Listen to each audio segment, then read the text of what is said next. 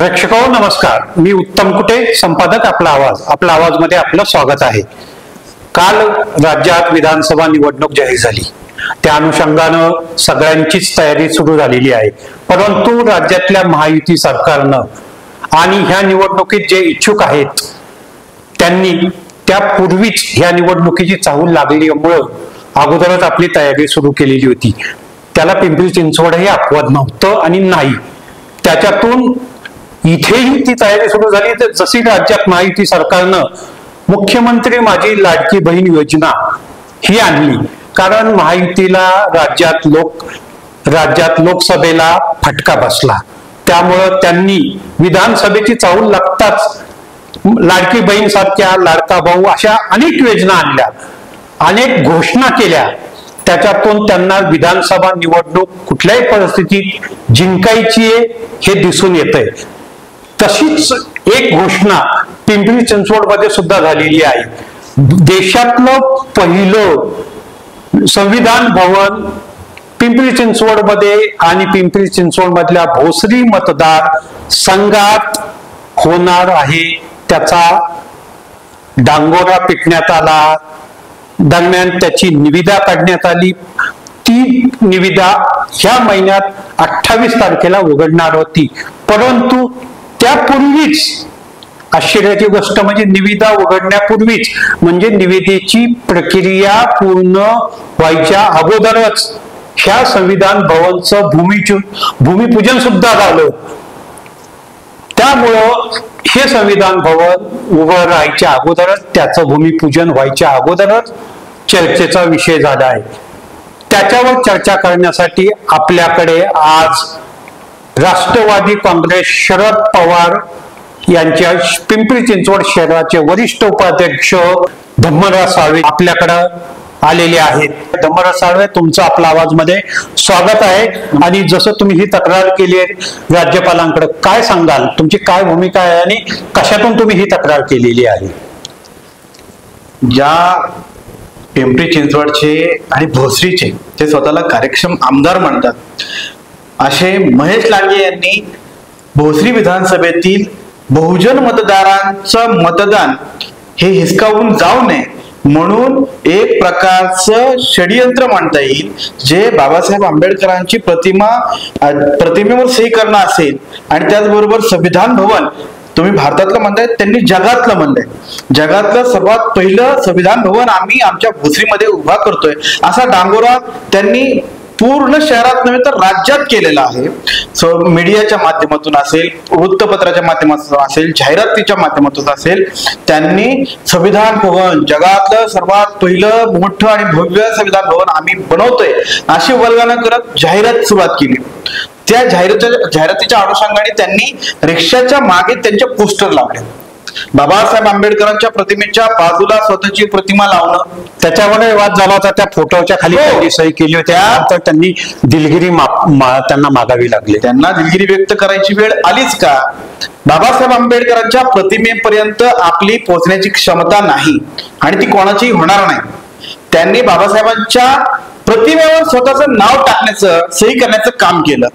हे सगळ्या समाजाला कळाल्यानंतर त्याच्यावर महाराष्ट्रभरातून प्रतिक्रिया यायला लागल्या, सोशल मीडियावर उमटू लागल्या की हे जातीयवादी मानसिकतेचे, मनुवादी मानसिकतेचे महेश लांडगे जे बाबासाहेबांच्या प्रतिमेवर सही करतायत, हे ज्या वेळेला शहरामध्ये आणि महाराष्ट्रामध्ये पसरलं, त्याच्यानंतर त्यांच्या विरोधात आंदोलन करण्यासाठी समाजातील प्रमुख पदाधिकारी, शहरातील जे सुशिक्षित आहेत, बाबासाहेबांचे प्रेमी, संविधान प्रेमी जे आंबेडकर आहेत, त्यांनी पुतळ्यावर 29 सप्टेंबरला 4 वाजता एक आंदोलन घेतलं। त्या आंदोलनाचे 1 तासापूर्वी महेश लांडगे यांना उपरती झाली की हे माझ्याकडून अनुलेखाने किंवा नजर चुकीने आमच्या घटकांकडून झालेलं आहे, त्याच्यावरची वेळ आली आणि त्यांनी काय केलं, त्यामध्ये एक मुस्लिम बांधव, ज्या मुस्लिम बांधवाचं रिक्षाच्या पलीकडे त्याचं काही घेणं देणं नाही, त्या रिक्षा चालकाला त्यांनी तिथे बळीचा बकरा केला म्हणता येईल। त्याच्या माध्यमातून ते उड काढण्यात आलं आणि सांगितलं की इसमें महेश दादा की कुछ गलती नहीं है, हमने लगाया। कोणत्या रिक्षा चालकाला अशी वाटतं की आपण महेश लांडगेंचा प्रचार करावा, कोणत्यातरी उमेदवाराचा प्रचार करावा, असं कोणालाही वाटत नाही। यांनी लाखो कोटी रुपये खर्च करून आम्ही संविधान भवन बनवतोय अशी जाहिरात करण्यासाठी खूप प्रयत्न केले आणि त्याच्यावर त्यांनी तिथे सुद्धा प्रचार प्रसिद्धीच्या लोभापायी स्वतःच जे अक्कल शून्यपणा आहे तो तिथून दाखवून दिला आणि 29 तारखेला आंदोलन होणार त्याच्या 1 तास अगोदर त्यांनी दिलगिरी व्यक्त केली. बरं, दिलगिरी व्यक्त करून तिथून थांबले का? नाही. तर त्यांनी काय केलं, प्रशासनावर दबाव आणण्याचा प्रयत्न केला. आम्ही म्हणत होतो की ज्या संविधान भवनाची तुम्ही अजून एक वीट सुद्धा रचलेली नाही, त्या संविधान आम्ही जगातलं पहिलं संविधान भवन बनवतोय, आता याचा डांगोरा पिटण्याची दवंडी पिटण्याची गरजच काय होती? आणि तुम्ही दवंडी पिटताय तर त्यावर तुम्ही ठोस भूमिकाच घेतलेली नाही. मागच्या 5 वर्षापासून जसे ते आमदार निवडून आले तसं त्यांनी सुरुवात केलं की मी संविधान भवन बनवणार, संविधान भवन. तुम्ही आमदार असताना तुम्ही का नाही केलं? ज्यावेळेस तुमची सत्ता संपणार आहे हे कळाल्यानंतर तुम्ही लगेचच संविधान भवन बनवणार, जगातलं संविधान भवन मी असं करणार तसं करणार, अशा मोठ्या मोठ्या वल्गना त्यांनी केल्या. म्हणजे तुम्हाला हे म्हणायचं का, म्हणजे ह्या संविधान भवनाची घोषणा किंवा भूमिपूजन करण्यामागे फू घातलेली विधानसभा निवडणूक आहेत आणि त्या निवडणुकीत बहुजन समाजाची म्हणा किंवा त्यातही आंबेडकरींची जे चाहते आहेत किंवा दलित समाजाची मतं भोसरी मतदारसंघातली आपल्याला मिळावीत असा काही त्यांचा हेतू आहे का यामागे? नक्कीच त्यांचा हाच हेतू आहे. लोकसभेला महायुतीला जो दणका बसलेला आहे त्या दणक्यामुळे यांना असं वाटायला लागले की आपण जर आता संविधानाचे रक्षक, संविधानाचे भक्त असा जर आपण आता गौरव केला नाही तर हे बहुजनवादी मतदान जे आहे ते दुरावलं जाईल आणि आपला येथे पराभव सपशेल आहे हे त्यांना कळलं होतं. मागच्या काही दिवसांपूर्वीच पालकमंत्री अजित पवार या शहरामध्ये आले होते. त्यांनी अनेक ठिकाणचे उद्घाटन केले, अनेक ठिकाणी त्यांनी भूमिपूजनाचे कार्यक्रम केले, 35 उद्घाटन केले. मग संविधान भवनाचं भूमिपूजन त्यांनी का नाही केलं? कारण प्रक्रियाच पूर्ण झालेली नाही. मी तुम्हाला त्यासाठी महापालिकेच्या जाहिराती आणलेल्या आहेत. ह्या जाहिराती आहेत ज्याच्यामध्ये निविदा पूर्ण करण्याची, निविदा भरण्याची वेळ आहे 14 ऑक्टोबर दुपारी 3 पर्यंत आणि निविदा उघडण्याचा दिनांक आहे 28 ऑक्टोबर 2024 3 वाजेपर्यंत. म्हणजे जी आता अजून आलेलीच नाहीये, जी निविदा पूर्ण झालेली नाहीये त्याच्या अगोदरच भूमिपूजन का? आणि 14 तारखेला तुम्ही भूमिपूजन करताय, 14 ऑक्टोबरला तुम्ही भूमिपूजन करताय कारण तुम्हाला कळालं होतं की 15 ऑक्टोबरला आचारसंहिता लागणार आहे, त्यानंतर आपल्याला हे श्रेय मिळू शकत नाही. बरं, ही निविदा प्रसिद्ध करण्यासाठी आयुक्त महोदयांनी काय केलं?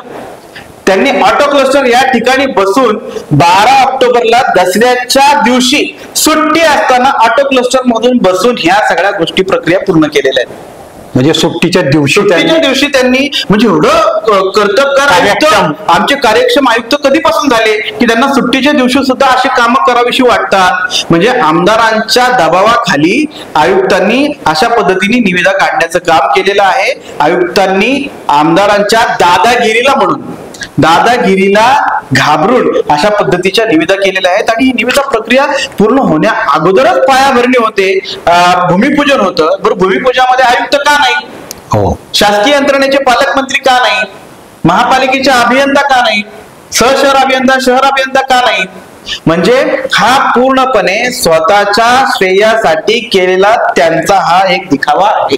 आणि त्यातही कसं आहे की हा सगळ्या शहराचा नाही तर देशाशी निगडीत विषय आहे. संविधान हे देशाचा आहे, त्यामुळं किमान शहरातले सगळ्या पक्षाचे किंवा आंबेडकरांना मानणारे तरी मंडळींना त्यांनी बोलवून त्यांच्या उपस्थितीत हे केलं असतं तर मला वाटतं ते जास्त संयुक्तिक ठरलं असतं. त्यांना जाहीर कार्यक्रम करण्याची मोठी सवय, सभा घेऊन ते भूमिपूजन करत असतात. इव्हेंट मॅनेजमेंट मध्ये मातबर असलेले हे दादा आहेत, यांनी हा इव्हेंट असं छोट्या खाणी का केला? कारण त्यांच्याकडे तेवढा वेळ नव्हता, आचारसंहिता लागणार आहे त्यांना माहिती होतं आणि हा इव्हेंट करणं त्यांना जड जाणार आहे त्यांना माहिती होतं. म्हणून त्यांनी काय केलं, आपसातल्या आपसात त्यांच्या पक्षाचे शहरातील जे नगरसेवक आहेत फक्त त्यांच्या जवळचे दादा भक्त आहे, दादा करून दादाच्या मागे असतात, त्यांना बोलवून त्यांनी ते भूमिपूजन केलं. त्या भूमिपूजनाला कुठल्याही प्रकारचं शासकीय स्वरूप नव्हतं, ते त्यांनी त्यांच्या पद्धतीने त्यांच्या हितासाठी त्यांच्या वोट बेससाठी केलं. तुम्ही बघितलं असेल शहरभरात त्यांनी सगळ्या शहरभरात होर्डिंग लावले, भोसरी विधानसभा सोडून त्यांनी भोसरी विधानसभेसहित पिंपरी चिंचवड आणि महाराष्ट्रभरामध्ये जिथे जिथे जमेल तिथे त्यांनी जाहिरात करण्याचा प्रयत्न केला. जगातलं सगळ्यात मोठं पहिलं संविधान भवन आम्ही बनवतोय. अहो, तुम्हाला संविधानाचा पुळका एवढा येतोय, ज्या वेळेला संविधान जाळलं गेलं दिल्लीमध्ये, तुमच्या भाजपच्याच लोकांनी जाळलं, त्यावेळेला तुम्ही का विरोध केला नाही? संविधानाच्या बाबतीमध्ये तुम्ही त्यावेळेला भूमिका काय घेतली नाही?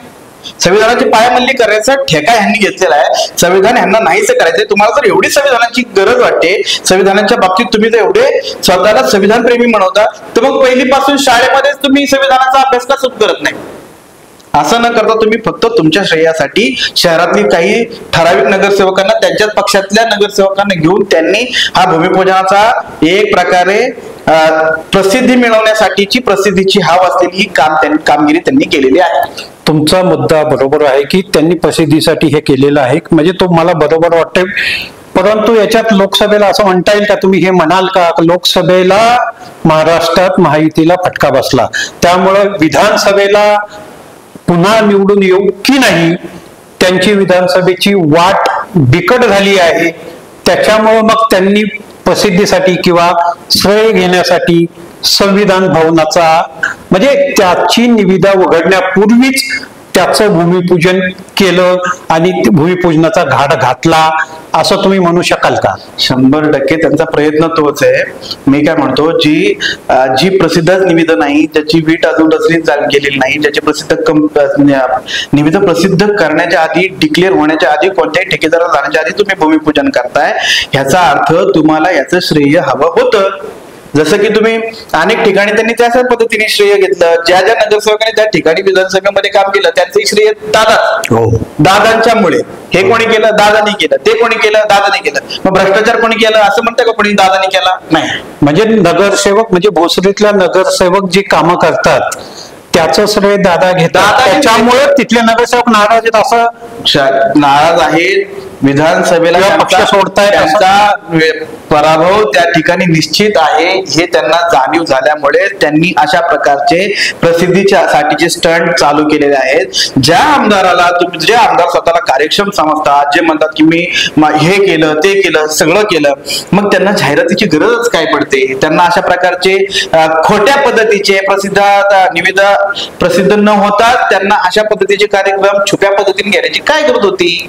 जे त्यांनी डिक्लेअरच केलं नाही, डायरेक्ट भूमिपूजनाचा कार्यक्रम घेतला, याची गरज काय होती त्यांना? तर त्यांना माहिती आहे की आपला पराभव होतोय, तो पराभव जर आपल्याला थांबवायचा असेल तर या सामान्य जनतेची दिशाभूल करणं, बहुजन समाजाची दिशाभूल करणं, त्यांना काहीतरी गाजर दाखवणं, ज्या गाजर दाखवण्याच्या संकल्पनेवरनं त्यांनी निवडणूक लढवली होती, तेच गाजर त्यांनी आता दाखवलेलं आहे.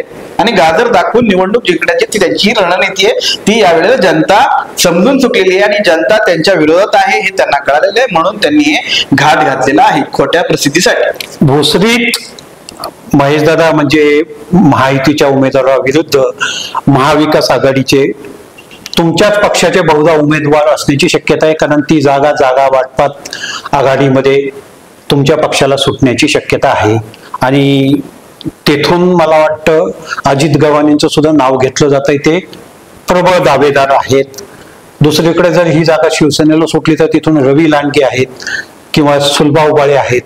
परंतु जास्त शक्यता अशी आहे आणि ताकद आणि शरद पवारांना मिळणारी लोकसभेला जी काही सहानुभूती मिळाली आहे आणि तीच पुन्हा विधानसभेलाही मिळू शकते. हा जर हे विचारात घेतात तिथे अजित गव्हाणे हे प्रबळ दावेदार किंवा विद्यमान आमदारांना कट्टर फाईट देऊ शकतील, असे प्रतिस्पर्धी ठरू शकतात, म्हणून ते उमेदवार तिथे असू शकतात. तिथे अजित गव्हाणे किंवा आघाडीचा कुठलाही उमेदवार असला तरीही तुम्ही एक शिवसेनेचा उमेदवार असू द्या किंवा तुमच्याच पक्षाचा उमेदवार असू द्या, तर त्यांच्या विरुद्ध हा मुद्दा तुम्ही प्रचारात घेणार का, उपस्थित करणार का? मुळात हा प्रचाराचा मुद्दा नाही, हा भावनांचा मुद्दा आहे. आम्ही संविधान प्रेमी म्हणून ह्या मुद्द्याला मी ह्या मुद्द्यावर लढतोय.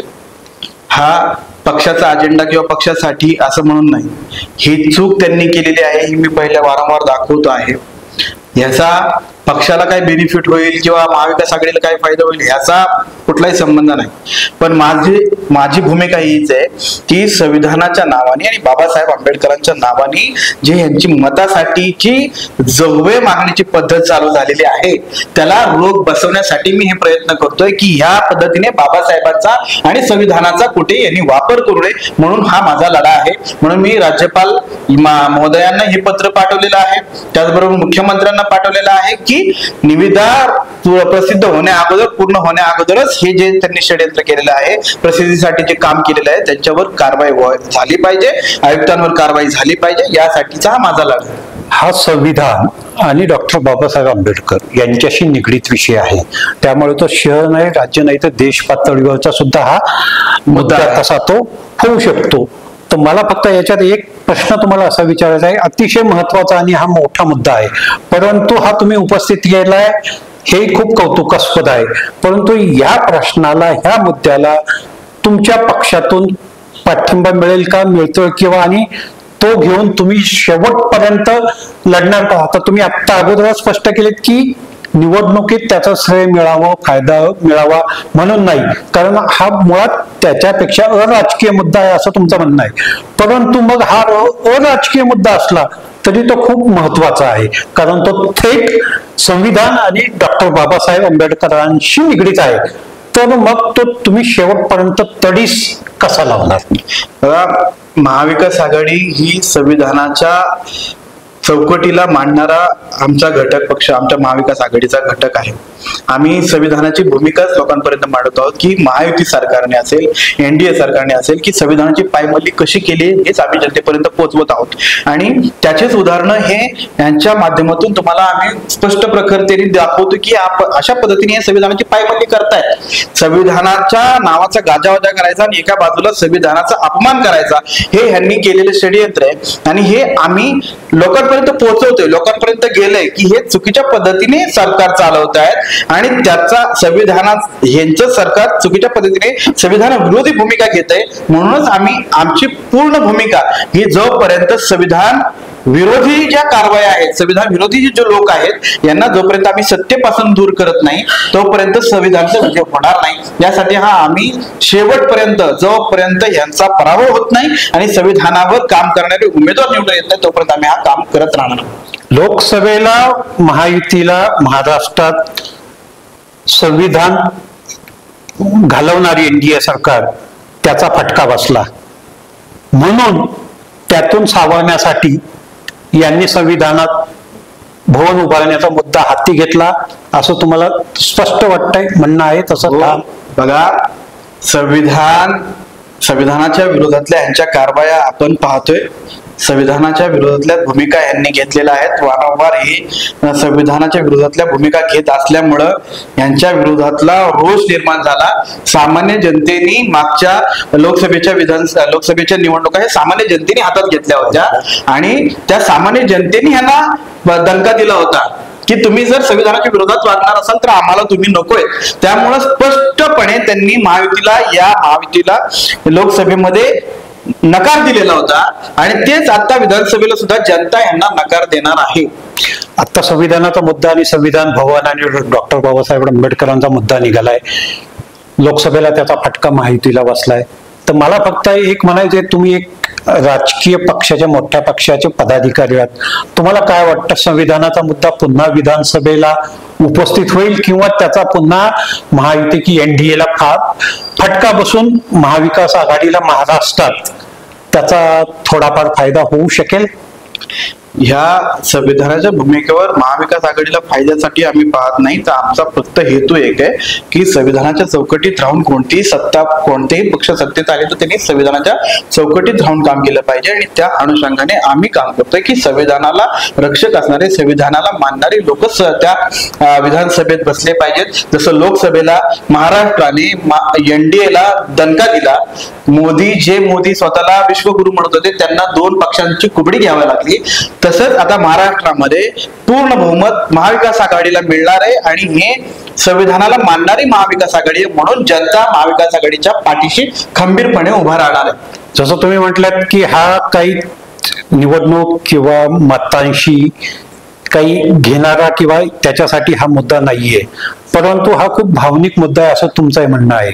परंतु मग तो मुद्दा प्रश्न सोडवण्यासाठी तुम्ही काय करणार? जसं आता तुम्ही राज्यपालांना पत्र लिहिलंय, परंतु त्यांच्याकडून प्रतिसाद आलाय का? आणि समजा त्यांच्याकडून तुम्ही मागणी केली गुन्हा दाखल करावा, कारवाई करावी, ती झाली नाही, तर पुढचं पाऊल तुमचं काय असणार आहे? याच्या पुढचं पाऊल आमचं न्यायालयीन प्रक्रियेवर आमचा विश्वास आहे.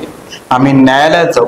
न्यायालयामध्ये हे सत्तेचे लालची असणारे आमदार आणि ह्या महापालिकेचे भ्रष्टाचारी आयुक्त ज्यांनी महापालिका लुटली अशा दोघांच्या विरोधात आम्ही न्यायपालिकेमध्ये दाद मागू आणि त्या ठिकाणाहून यांच्यावर कसे गुन्हे दाखल होतील यासाठी आम्ही प्रयत्न करणार आहोत. कारण त्यांना जर वारंवार अशी सूट मिळत गेली तर ते अशाच पद्धतीने त्यांची हुकुमशाही लावतील आणि देशामध्ये संविधानाच्या विरोधातील भूमिका ती त्यांची स्पष्ट करतील. तुम्हाला माहिती असेल की मागच्या काही काळामध्ये त्यांचेच पक्षाचे भाजपाचे लोकांनी सांगितलं की आम्हाला जर बहुमत मिळालं, आम्ही 400 पार जर केलं तरी या देशातली घटना आम्ही बदलू, त्याच्यामध्ये आम्ही बदल करू, अशा वल्गना त्यांनी केल्या. आणि ह्या गोष्टी जनतेला नकोशा होत्या. ज्या संविधानाने इथल्या नागरिकाला त्यांचे हक्क आणि कर्तव्य दिलेले आहेत, स्वातंत्र्य दिलेलं आहे, अभिव्यक्ती स्वातंत्र्य दिलेलं आहे, त्या लोकांना संविधान हवंय, या भारतातल्या जनतेला संविधान हवंय. आणि संविधानाच्या विरुद्ध कारवाई करणारा भाजप पक्ष किंवा त्यांचे मित्र पक्ष त्यांना नकोय. त्यासाठी हे समाजातील लोकांनी आणि सर्व लोकांनी, देशातील लोकांनी निर्णय घेतलाय की आम्हाला संविधानाच्या बरोबर असणारं महाविकास आघाडीचं सरकार त्यांना हवंय. जरी हा मुद्दा भोसरीत होणाऱ्या संविधाना भवनापुरता मर्यादित आहे, पण तो प्रत्यक्षात तसा तो नाहीये. कारण संविधान भवन म्हणा किंवा घटनाकार भारतरत्न डॉक्टर बाबासाहेब आंबेडकर म्हणा, अख्ख्या संपूर्ण देशाला व्यापणारा हा मुद्दा विषय आहे. तर त्यामुळे हा तुम्ही फक्त भोसरीचे आमदार महेश लांडगे यांच्यापुरता हा सीमित ठेवणार की त्याची व्याप्ती तुम्ही पिंपरी चिंचवड अशी शहरभर, किंवा हा मुद्दा अगदी देशाची सुद्धा संबंधित आहे, म्हणजे त्याची कक्षा तुम्ही रुंदावणार का, त्याची व्याप्ती वाढवणार का? हा जसा मुद्दा त्यांनी सांगितलं की आम्ही देशातलं आणि जगातलं सगळ्यात पहिलं संविधान भवन बनवतो, हा त्यांनी जागतिक स्तरावर नेलेला मुद्दा आहे. त्या अनुषंगाने हा मुद्दा सुद्धा जागतिक स्तरावर जाणार आहे की ते कशा पद्धतीने संविधानाची पायमल्ली करतात. ज्या संविधानाच्या चौकटीत राहून आपल्याला आपले शासकीय निर्णय घ्यावा लागतात, शासकीय कामकाज करावं लागतं, त्या संविधानाच्या विरोधातल्या पद्धतीने यांनी भूमिपूजन करणं म्हणजे संविधानाचा अपमान आहे. आणि हा सगळ्या जनतेपर्यंत जाणार आहे. हे आमच्या या देशातल्या समाजाला ज्या त्यांच्या प्रतीकातील भावना आहेत त्या दुखावण्याचा प्रयत्न करतात. हिंदू मिलचं स्मारक आजपर्यंत होऊ शकलेलं नाहीये. हिंदू मिलच्या स्मारकासाठी किती लढे झाले, त्या लढ्यावर अजून त्यांनी महायुतीने सांगितलं आम्ही हिंदू मिलचं स्मारक एवढ्या दिवसात करू, तेवढ्या दिवसात करू, अजून हिंदू मिलचं स्मारक त्यांनी बनवलेलं नाही.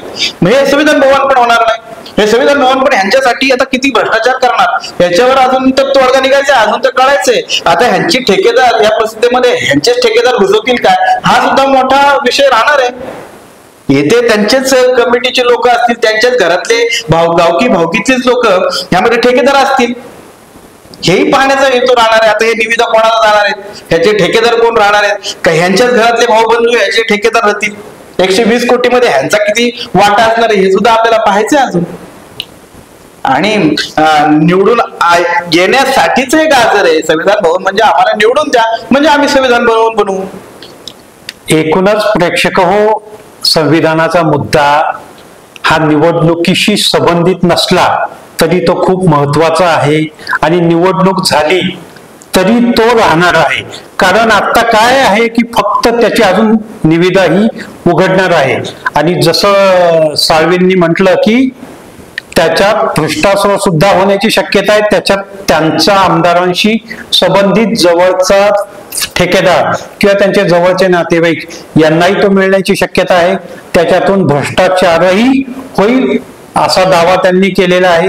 एकूणच हे प्रकरण तसं भावनिक आणि नाजूक आहे, परंतु ते त्यांनी शेवटपर्यंत तडीच न्यायचं ठरवलंय.